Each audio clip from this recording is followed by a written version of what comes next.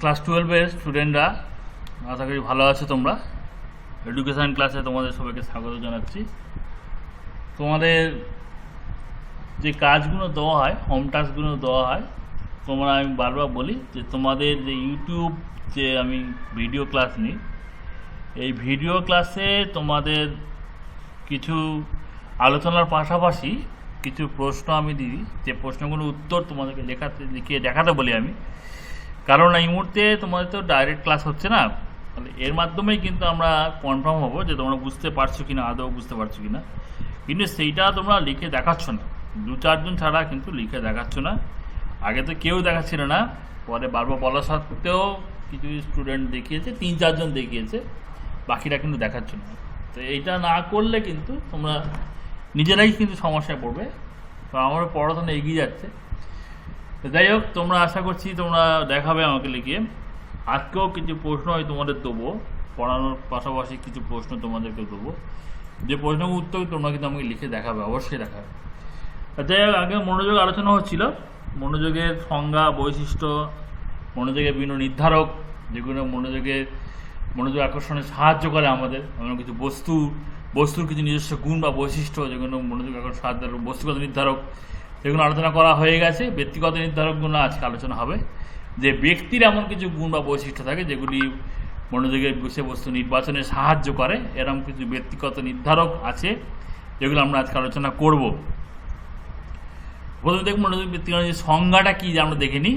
যে বলছে, যে সমস্ত ব্যক্তিগত কারণে মানুষ মনোযোগের বিষয়বস্তু নির্বাচন করে থাকে সেগুলিকে মনোবিজ্ঞান সাধারণত বলে থাকেন মনোযোগের ব্যক্তিগত নির্ধারক। যে সমস্ত ব্যক্তিগত কারণে, এই ব্যক্তিগত কারণ মানে কি, এই ব্যক্তির আন্তরিক মানসিক অবস্থা ও তার চাহিদা, এগুলো ব্যক্তিগত কারণ। এগুলো মানুষ মনোযোগের বিষয়বস্তু নির্বাচনে সাহায্য করে থাকে, সেগুলিকে মনোবিজ্ঞান বলেছেন। এগুলোকে বলা হচ্ছে ব্যক্তিগত নির্ধারক। মানে ব্যক্তিগত কারণ মানে এই ব্যক্তির আন্তরিক মানসিক অবস্থা ও তার চাহিদা, এগুলোকে ব্যক্তিগত নির্ধারক বলছে। এগুলো আমাদের বিষয়বস্তু মনোযোগের বিষয়বস্তু নির্বাচনে সাহায্য করে, এবং এই ধরনের ব্যক্তিগত কারণগুলিকে বা মানসিক অবস্থা বা চাহিদাগুলিকেই বলা হয় মনোযোগের ব্যক্তিগত নির্ধারক। তোমার আমি একটা প্রশ্ন দিতে পারি তোমাদেরকে, যেটা হচ্ছে মনোযোগের ব্যক্তিগত নির্ধারক বলতে কি বোঝো? মনোযোগের ব্যক্তিগত নির্ধারক বলতে কি বোঝো? এবার আমরা আস্তে আস্তে টপিকের মধ্যে আসি। মনোযোগের ব্যক্তিগত নির্ধারকের কতগুলো ব্যক্তিগত নির্ধারক আছে সেগুলো আমরা দেখি। প্রথম মনোযোগ প্রবৃত্তি বা ইনস্টিংক্ট বা ইচ্ছা। প্রবৃত্তি বা ইনস্টিংক্ট বা সাধারণ বাংলা যদি বলি, এটা হচ্ছে ইচ্ছা। ব্যক্তি তার বিশেষ কোনো প্রবৃত্তির তাড়নায় বস্তুর প্রতি মনোযোগ। ব্যক্তি কোনো ইচ্ছা থাকলে তারই সেই ইচ্ছার তাড়নায় সে কোনো বস্তুর প্রতি মনোযোগ দেয়। মনোবিজ্ঞান ম্যাকডুগাল প্রবৃত্তি বৈশিষ্ট্য আলোচনা করেছেন। ম্যাকডুগাল বিখ্যাত একজন মনোবিদ, তিনি বলেছেন প্রবৃত্তি মানুষকে তার সঙ্গে যুক্ত বস্তুর প্রতি মনোযোগ দিতে বাধ্য করে। ইচ্ছা, কোনো কিছুর প্রতি ইচ্ছা থাকলে আমরা সেই বস্তুর প্রতি মনোযোগ দিই। কোনো কিছুর প্রতি ইচ্ছা থাকলে আমরা সেই বস্তুর প্রতি মনোযোগ দিতে বাধ্য হই, প্রবৃত্তি বা ইচ্ছা।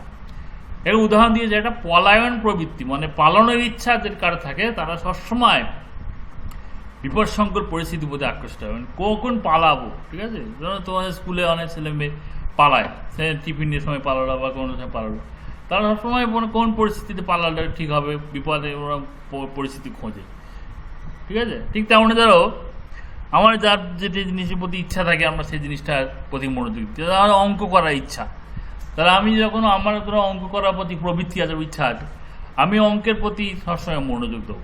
অঙ্কের প্রতি আমার মনোযোগ বেশি থাকবে। 2 নম্বর হচ্ছে প্রক্ষোভ বা ইমোশন বা আবেগ, বা যেটা বললো টান। যে বিষয়বস্তুর প্রতি টান আছে তার প্রতি মনোযোগ দেবো আমি। ব্যক্তি বিশেষ প্রাক্ষবিক অবস্থা, তাকে মনোযোগ বিষয়বস্তু নির্বাচন। যে জিনিসটার প্রতি টান, তার প্রতি আমরা মনোযোগ দেবো। যেমন মানুষের ভয় একটা টান, একটা আবেগ। ভয় থাকলে তাকে সে সবসময় দৌড়ে পালাতে চাইবে, নিরাপদ আশ্রয় খুঁজবে। ধরো বৃষ্টি হচ্ছে, একটা ভয় লাগছে, বৃষ্টির মধ্যে তুমি একটা ভয় লাগছে, তুমি একটা নিরাপদ আশ্রয় খুঁজছো, যেখানে দাঁড়ালে তো বৃষ্টি গায়ে পড়বে না, ঠান্ডা লাগবে না, বাস পড়বে না, ঠিক আছে? এটা হচ্ছে প্রক্ষোভ বা টান। বৃষ্টি হলে আমরা নিরাপদ আশ্রয় আমরা টানে তার সেদিকে আমরা তাকিয়ে থাকি, কোথায় একটা নিরাপদ আশ্রয় পাবো। প্রক্ষোভ মানে টান। মনোপ্রকৃতি, মানুষের মনটা যেরকম তার সেরকম বিষয়বস্তুর প্রতি মনোযোগ, মনের প্রকৃতির বৈশিষ্ট্য বা মেজাজগত বৈশিষ্ট্য যেন ভিন্ন ভিন্ন বস্তুর প্রতি মনোযোগ। আমার মন যেমন আমার মনে যে বস্তুটা চায় বা আমার মনের যেমন বৈশিষ্ট্য বা আমার মেজাজ যেমন সেরকম বস্তুর প্রতি আমার মনোযোগ থাকে। যারা মনের প্রকৃতিগত বৈশিষ্ট্যের জন্য সব কিছু খুঁত ধরার চেষ্টা করে। ধরো অনেকে দেখবে অনেকের একটা বদ অভ্যেস আছে যে কোনো জিনিসে খুঁত বের করা বা খারাপ জিনিসটা খুঁজে বের করা, কী খারাপ, এরকম অনেকের বদ অভ্যেস থাকে। তার সবসময় যে কোনো জিনিস দেখলেই তার মধ্যে খারাপ দিকটা খুঁজে বের করার চেষ্টা করবে, এরকম একটা টান দেখবে তার থাকে।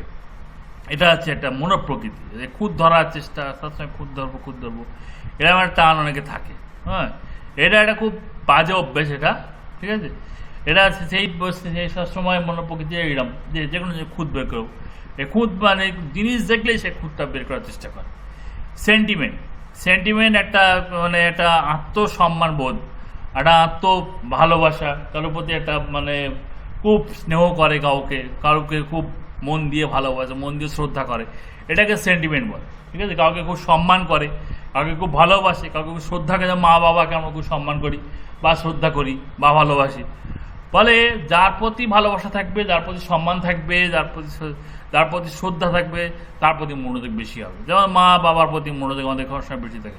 মা বাবা কোনো কাজ বললে আমরা সেই কাজটা সবসময় মনোযোগ দিয়ে করতে চেষ্টা করি। অনেকে বন্ধুর প্রতি মনোযোগ মানে সেন্টিমেন্ট থাকে। সেন্টিমেন্ট মানে কি বললাম, মানে টান। সেন্টিমেন্ট মানে একটা হচ্ছে তোমার সম্মানবোধ বা শ্রদ্ধা বা হচ্ছে ভালোবাসা। হ্যাঁ, এরকম বন্ধুর প্রতি থাকে অনেকে, যে বন্ধুর প্রতি মনোযোগ দেয়। মা বাবার প্রতি সেন্টিমেন্ট থাকে, মা বাবার প্রতি মনোযোগ দেয়, এটা সেন্টিমেন্ট। এগুলো সব কিন্তু ব্যক্তিগত বৈশিষ্ট্য, ব্যক্তিগত মানসিক অবস্থা বা বৈশিষ্ট্য, এদের ব্যক্তিগত নির্ধারক বলা হচ্ছে। এরপর অভ্যাস, এটা একটা খুব বড় নির্ধারক, মনোযোগ ব্যক্তিগত নির্ধারক। ধরো অভ্যাস, আমার যে জিনিসটা করা অভ্যাস আমি সেই জিনিসটার প্রতি মনোযোগ দেবো।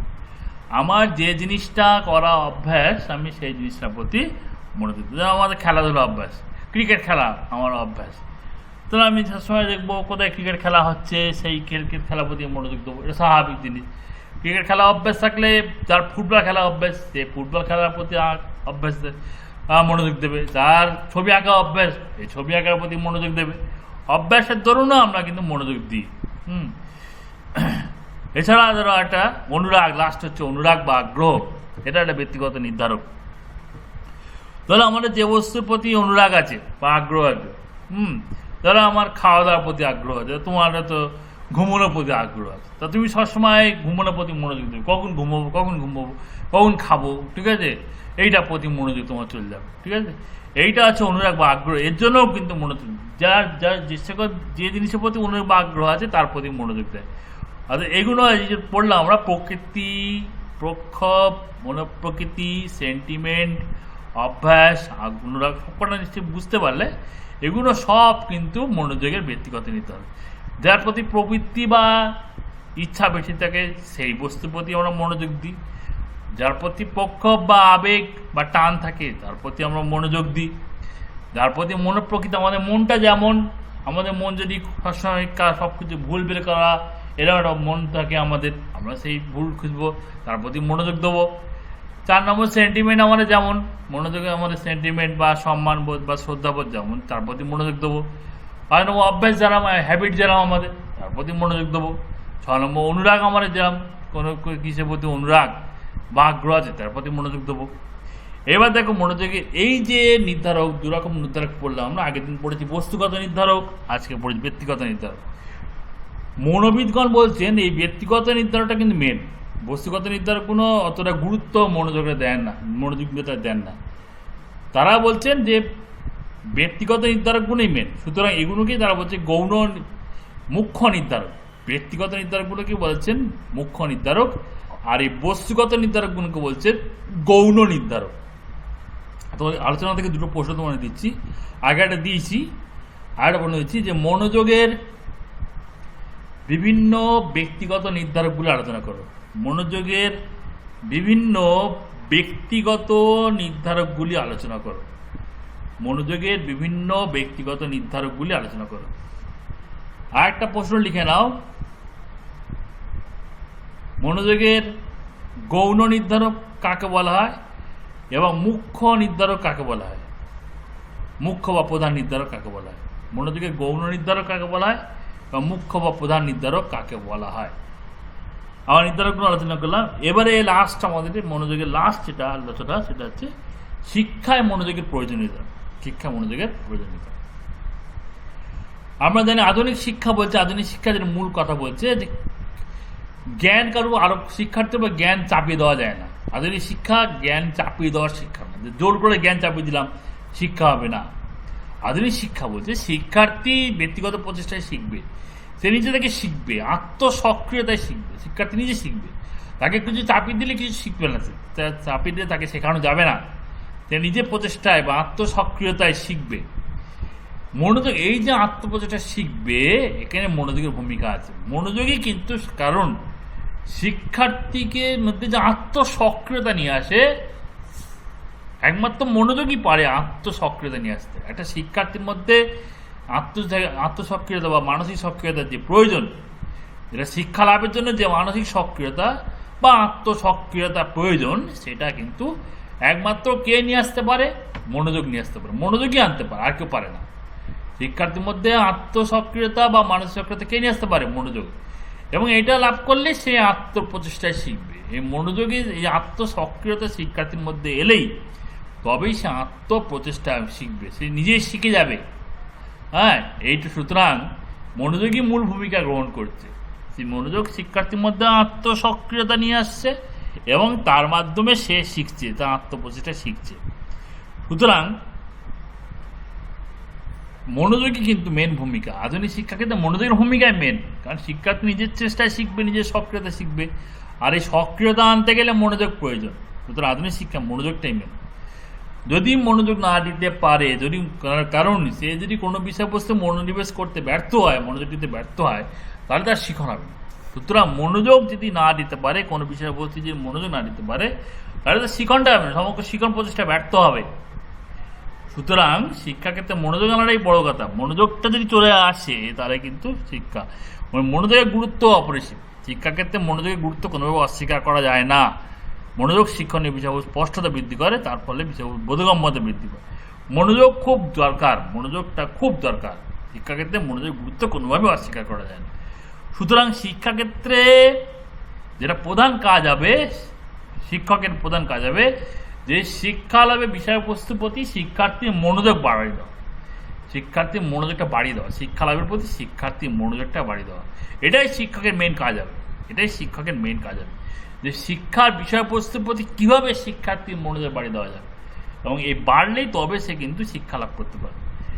এর জন্য শিক্ষক মনোযোগের বিভিন্ন নির্ধারকগুলো, তোমরা আগের দিন পড়েছে বস্তুগত নির্ধারক, আজকে পড়েছে ব্যক্তিগত নির্ধারক, এই নির্ধারকগুলোকে যদি ইউজ করতে পারে শিক্ষক, তাহলে কিন্তু খুব সহজেই শিক্ষার্থী কিন্তু বিষয়বস্তুর প্রতি মনোযোগ দিতে পারবে, পাঠ্য বিষয়বস্তুর প্রতি মনোযোগ দিতে পারবে। তাহলে আধুনিক শিক্ষায় শিক্ষকের কিন্তু যেটা মূল কাজ হবে যে শিক্ষা লাভের প্রতি শিক্ষার্থীর মনোযোগ বাড়িয়ে দেওয়া, তাহলে সে নিজে সক্রিয় হবে, নিজেই শিখবে।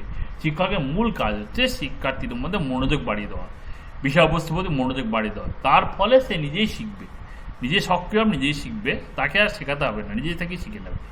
মনোযোগটা বাড়িয়ে দিতে হবে। এর জন্য শিক্ষকরা কি ইউজ করতে পারবে? বিভিন্ন যে আগে আলোচনা হয়েছে মনোযোগের বস্তুগত নির্ধারক ও ব্যক্তিগত নির্ধারক, এগুলোকে যদি সঠিকভাবে ইউজ করতে পারে, তাহলে কিন্তু শিক্ষার্থীকে খুব সহজেই কিন্তু শিক্ষালাভের বিষয়বস্তুর প্রতি মনোযোগী করে তোলা যাবে। এইবার আমরা ইউজের পদ্ধতি কীভাবে ইউজ করবে, যেমন এখানে বলছে দেখো যে উদ্দীপকের তীব্রতা, স্পষ্টতা, হ্যাঁ, এটা আমরা ব্যক্তিগত কিন্তু পড়েছি আমরা, যে উদ্দীপকের তীব্রতা, স্পষ্টতা একটা ব্যক্তিগত, এটা তো আগেই পড়েছো, মনোযোগের আগের দিনে আলোচনা হয়েছে। উদ্দীপক ও বস্তুর তীব্রতা এবং স্পষ্টতা মনোযোগের ব্যক্তিগত নির্ধারণ, মানে এটা মনোযোগ আকর্ষণ সাহায্য করে। সুতরাং ক্লাসে শিক্ষক যেটা পড়াবেন, যে বিষয়বস্তুটা পড়াবেন, তার যদি বাচনভঙ্গিটা ভালো হয়, যদি পড়াবেন, আলোচনা করবেন ক্লাসে, এটা স্পষ্টভাবে তীব্রভাবে যদি আলোচনা করেন, মানে খুব সুন্দরভাবে বুঝিয়ে দিলেন জিনিসটাকে, হ্যাঁ, খুব মানে তীব্রভাবে, ভালোভাবে এবং স্পষ্টভাবে যদি বুঝিয়ে দেন, তাহলে কিন্তু শিক্ষার্থী মনোযোগ দিতে পারবে। মানে এই দুটোকে কাজে লাগাতে হবে। তার যে বাচনভঙ্গি, তার যে বোঝানোর ভঙ্গি বা আলোচনার ভঙ্গিটা খুব স্পষ্ট এবং তীব্র হবে, তবে কিন্তু শিক্ষার্থী ভালো সেই বিষয়বস্তুগুলো মনোযোগ দিতে পারবে। 2 নম্বর হচ্ছে উদ্দীপকের বিস্তৃতি, এটা একটা পয়েন্ট গেল। উদ্দীপকের বিস্তৃতি মনোযোগ আকর্ষণ সাহায্য, এটা আমরা আগে পড়েছি ব্যক্তিগত নির্ধারণ। বিস্তৃতিও মনোযোগ আকর্ষণ সাহায্য করছে। বিষয়বস্তু শ্রেণী উপস্থাপনের এই দিকটির প্রতি নজর দিতে হবে।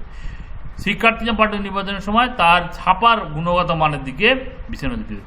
বইয়ের যে অক্ষরগুলো, মানে কোনো বস্তু যত বড় হবে সেই বস্তু তত বেশি মনোযোগ আকর্ষণ করবে, যেন আগে পড়েছে ব্যক্তিগত নির্ধারণ।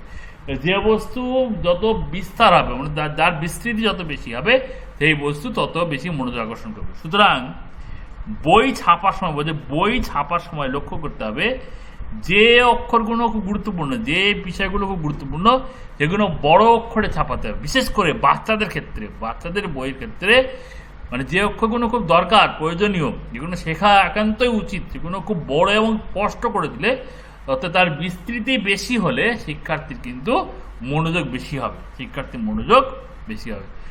পাঠ্যপুস্তকের যেমন বোর্ডেও যেমন শ্রেণীকক্ষে যেমন বোর্ডে যেমন শিক্ষক কিছু শেখাবেন, কিছু লেখাবেন, কিছু লিখবেন বা কোনো কিছু লিখবেন, সেটা যদি বড় হয়, ছোট না হয় বড় হয়, তাহলে কিন্তু মনোযোগ আকর্ষণ। এদের লক্ষ্যটাকে বইয়ের অক্ষরগুলো যেরকম বড় করতে হবে, এবং বোর্ডের যে লেখাগুলো সেগুলো বড় করতে হবে, তাহলে শিক্ষার্থী মনোযোগ আকর্ষণ হবে। শিক্ষক এগুলোকে খুব সহজে ইউজ করতে পারবেন, এই বিস্তৃতি বা উদ্দীপকের তীব্রতা পশ্চাৎ ব্যক্তিগুলোকে ইউজ করতে পারবেন। এছাড়াও একটা আছে উদ্দীপকের পুনরাবৃত্তি, এটাও কিন্তু আমরা পড়েছিলাম আগে, হ্যাঁ, এটা আমরা পড়েছি। এটাকেও ইউজ করা যায় কীভাবে? ধরো একটা বিষয়ের প্রতি, একটা জিনিসের প্রতি শিক্ষার্থীর আগ্রহ, অনীহা আছে, একটা জিনিস শেখার প্রতি, একটা বিষয়বস্তু শেখার প্রতি শিক্ষার্থী অনীহা আছে, এটা কীভাবে দূর করা যাবে?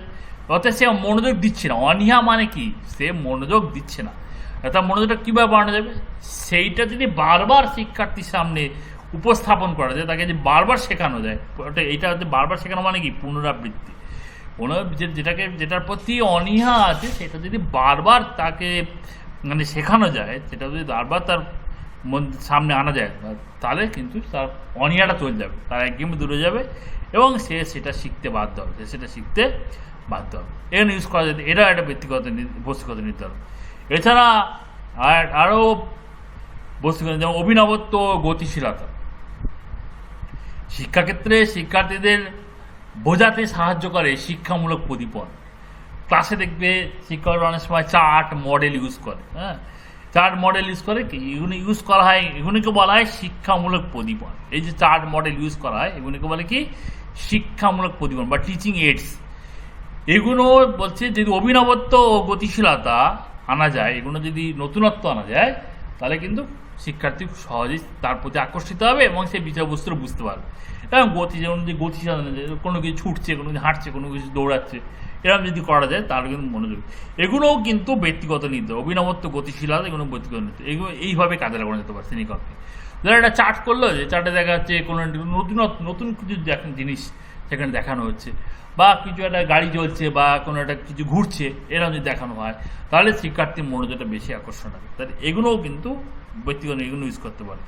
আমরা এই যে ব্যক্তিগত তীব্রতা, স্পষ্টতা, তারপরে বিস্তৃতি, তারপর পুনরাবৃত্তি, অভিনবত্ব, গতিশীলতা, এগুলোও কিন্তু সব ব্যক্তিগত নির্ধারণ, এগুলো ইউজ করতে পারি আমরা। কিন্তু এগুলো ইউজ করে শিক্ষক কিন্তু শ্রেণীকক্ষে শিক্ষার্থীদের বিষয়বস্তুর প্রতি মনোযোগী করে তুলতে পারে। এগুলো কীভাবে ইউজ করা হবে সেটা নিয়ে আলোচনা করা হলো।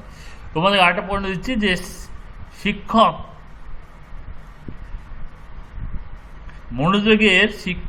মনোযোগের ব্যক্তিগত নির্ধারকগুলিকে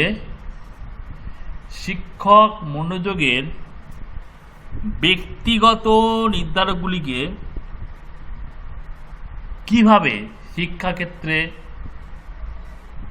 ব্যবহার করতে পারবেন? শিক্ষক মনোযোগের ব্যক্তিগত নির্ধারকগুলিকে কিভাবে শিক্ষাক্ষেত্রে ব্যবহার করতে পারবেন তোমাদের বুঝিয়ে দিলাম। বই থেকেই তোমরা লিখবে উত্তর, নিজের ভাষায় লিখবে, বই টুকে দিও না, নিজের ভাষায় পয়েন্ট গেলে যে এটা একটা প্রথম পয়েন্ট, তীব্রতা, স্পষ্টতা কীভাবে ইউজ করবে, বিস্তৃতি কীভাবে ইউজ করবে, তারপরে তোমার পুনরাবৃত্তিটা কীভাবে ইউজ করছে, অনীহা দূর কীভাবে করা যাচ্ছে, অভিনবত্ব, গতিশীলতা কীভাবে ইউজ করছে, প্রদীপনের মাধ্যমে কীভাবে অভিনবত্ব, গতিশীলতা ইউজ করা, সেইটা তোমরা পড়বে এবং লিখে আমাকে দেখাবে। এরপর দেখো বস্তুগত ব্যক্তিগত নির্ধারক দেখবো আমরা, ওটাকে ওগুলো গেল বস্তুগত নির্ধারক, যে শিক্ষাক্ষেত্রে কীভাবে বস্তুগত নির্ধারকগুলিকে ইউজ করা যাবে। প্রশ্নটা বলেছি যে শিক্ষাক্ষেত্রে বস্তুগত নির্ধারকগুলিকে কীভাবে ইউজ করা যাবে, শিক্ষক কীভাবে ইউজ করতে পারবে। এইবারে আমরা আসছি শিক্ষাক্ষেত্রে শিক্ষক ব্যক্তিগত নির্ধারকগুলিকে কীভাবে ইউজ করবে, ব্যক্তিগত নির্ধারকগুলিকে কীভাবে ইউজ করবে। যেমন জন্মগত প্রবণতা, প্রক্ষোভ, মনোপ্রকৃতি, এগুলো সব ব্যক্তিগত নির্ধারক।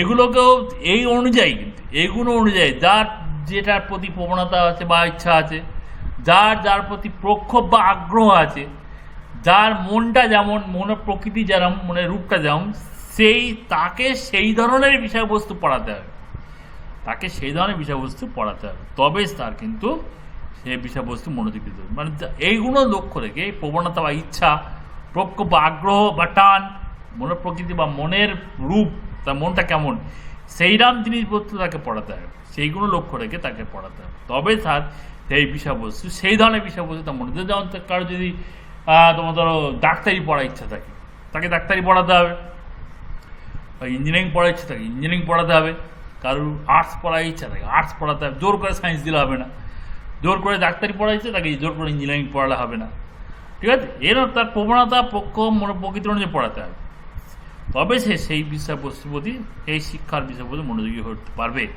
এটা শিক্ষকের কাজ, যে তার দেখতে হবে তার প্রবণতা কী, তার প্রক্ষোভ কী, তার মনের প্রকৃতি কী, এগুলো দেখে তাকে পড়াতে হবে। এছাড়া বলছি বিদ্যালয় কর্মসূচির মধ্যে যদি এমন কিছু কর্মসূচি রাখা যায় যেগুলোর মধ্যে শিক্ষার্থীর মধ্যে সেন্টিমেন্ট বা অভ্যাস গঠন করা যায়। যেমন ধরো তোমার বিদ্যালয়ে বিভিন্ন বিতর্ক অনুষ্ঠান, তাৎক্ষণিক বক্তৃতা, কবিতা আবৃত্তি, এইরকম কিছু অনুষ্ঠান যদি করা যায়, নাটক, ঠিক আছে, তাহলে এর ফলে কী হতে পারে, শিক্ষার্থীর মধ্যে সেন্টিমেন্ট ও অভ্যাস তৈরি হবে। কবিতা বলা অভ্যাস তৈরি হয়ে যেতে পারে, ছবি আঁকা অভ্যাস যেতে পারে। এগুলোর সাহায্যে কিন্তু শিক্ষার ক্ষেত্রে সাহায্য করে, কিন্তু এগুলো কিন্তু শিক্ষার ক্ষেত্রে মনোযোগী হতে সাহায্য করে। এই ব্যক্তিগত নির্ধারকগুলোকে কাজে লাগানো যেতে পারে, কিন্তু এগুলোকে কাজে লাগিয়েও কিন্তু শিক্ষা দান করা যেতে পারে, ঠিক আছে। সেন্টিমেন্ট মানে এমন কিছু বিষয়বস্তু তার মানে বিদ্যালয়ে করাতে হবে যার মধ্যে সেন্টিমেন্ট তৈরি হবে, অভ্যাস তৈরি হবে। উদাহরণ দিলাম একটু আগে, ঠিক আছে। এগুলো করলে এগুলোর প্রতি তার মনোযোগ হবে, শিক্ষার্থীর পাঠ্য বিষয় প্রতি মনোযোগ হবে। এছাড়া বিভিন্ন পাঠ্যবই যদি শিক্ষার্থী অনুরাগ থাকে, অনুরাগ, আগ্রহ, যেটার প্রতি আগ্রহ, যেটার প্রতি অনুরাগ আছে সেইটা তাকে শেখাতে হবে, সেইরকম বিষয়বস্তু তাকে শেখাতে হবে। যেটার প্রতি আগ্রহ নেই সেটা তাকে শেখানোর দরকার নেই, ঠিক আছে। যে বিষয়বস্তুর প্রতি শিক্ষার্থীর আগ্রহ আছে সেইটাকে তাকে শেখাতে হবে। যেটা সে শিখতে চাইছে, সেটার প্রতি তাকে শেখাতে হবে। অনুরাগ বা আগ্রহ দেখতে হবে তার কি শেখার প্রতি অনুরাগ বা আগ্রহ আছে, সেরকম জিনিস তাকে শেখাতে হবে, ঠিক আছে। এইভাবে আমরা মনোযোগে ব্যক্তিগত নির্ধারকগুলো কাজে লাগাতে পারি। তাহলে দেখো শিক্ষক কিভাবে মনোযোগের ব্যক্তিগত নির্ধারকগুলিকে শিক্ষাক্ষেত্রে ব্যবহার করতে পারবেন। শিক্ষক কিভাবে মনোযোগের ব্যক্তিগত নির্ধারকগুলিকে শিক্ষাক্ষেত্রে ব্যবহার করতে পারবেন। তোমাদের তাহলে আমরা দেখলাম যে শিক্ষাক্ষেত্রে মনোযোগের বস্তুগত নির্ধারকগুলিকে শিক্ষক কিভাবে ব্যবহার করতে পারবেন, আর শিক্ষাক্ষেত্রে মনোযোগের ব্যক্তিগত নির্ধারকগুলিকে শিক্ষক কিভাবে ব্যবহার করতে পারবেন। কারণ মনোযোগ যদি না আসে, শিক্ষণ প্রচেষ্টা আছে, শিক্ষকের যে শেখানোর প্রচেষ্টা, শিক্ষণ প্রচেষ্টা আর শিখন প্রচেষ্টা অর্থাৎ শিক্ষার্থী যে শেখার প্রতি, উভয় ব্যর্থ হবে। মনোযোগ যদি না থাকে, শিক্ষণ প্রচেষ্টা বা শেখানোর ইচ্ছাটা যেরকম ব্যর্থ হবে, শেখার ইচ্ছাটাও ব্যর্থ হবে। শিক্ষকের শিক্ষণ প্রচেষ্টা বা শেখানোর প্রচেষ্টা বা ইচ্ছা, আর শিক্ষার্থীর শিখন প্রচেষ্টা বা শেখার ইচ্ছা, উভয় ব্যর্থ হবে যদি মনোযোগ না থাকে। কারণ মনোযোগ খুব ভাইটাল, খুব গুরুত্বপূর্ণ, ঠিক আছে। সুতরাং শিক্ষাক্ষেত্রে সব রকম প্রচেষ্টার মূল উদ্দেশ্য হওয়া যে মনোযোগটাই মেন হওয়া উচিত। শিক্ষাকে কাজ গ্রহণ করতে হবে এবং এই মনোযোগ কীভাবে বাড়ানো যায়, শিক্ষার্থীর মনোযোগ কীভাবে বাড়ানো যায়, সেই কাজটাই শিক্ষকের মেন কাজ হবে, যে কীভাবে শিক্ষার্থীদের শিক্ষার প্রতি মনোযোগ বাড়ানো যায়। এই নির্ধারকগুলোকে কীভাবে কাজে লাগানো যায় কিন্তু আলোচনা করা হলো, এইভাবে ব্যবহার করতে হবে। সেগুলো তোমাদের দুটো প্রশ্ন তোমাদের দিয়েছি। তাহলে আজকে যেটা আলোচনা হলো আর কি, কয়েকটা প্রশ্ন তোমাদের দিয়েছি, সেগুলো তোমরা লিখে আমাকে দেখাবে। প্রত্যেকে দেখাচ্ছ না, আমি বারবার বলছি, তোমরা কিন্তু লিখে আমাকে দেখাবে, না নিজেরাই বিপদে পড়ে যাবে, ঠিক আছে। সবাই আমাকে লিখে দেখাবে। অনেক কটা প্রশ্ন দিয়েছি, এখানে পড়বে, আগে পড়ে ভালো করে পড়বে, পড়ে প্রশ্নগুলো উত্তর আমাকে লিখে দেখাবে। ঠিক আছে, সবাই ভালো থাকবে, এই বলে আজকে ক্লাসটা আমি শেষ করলাম।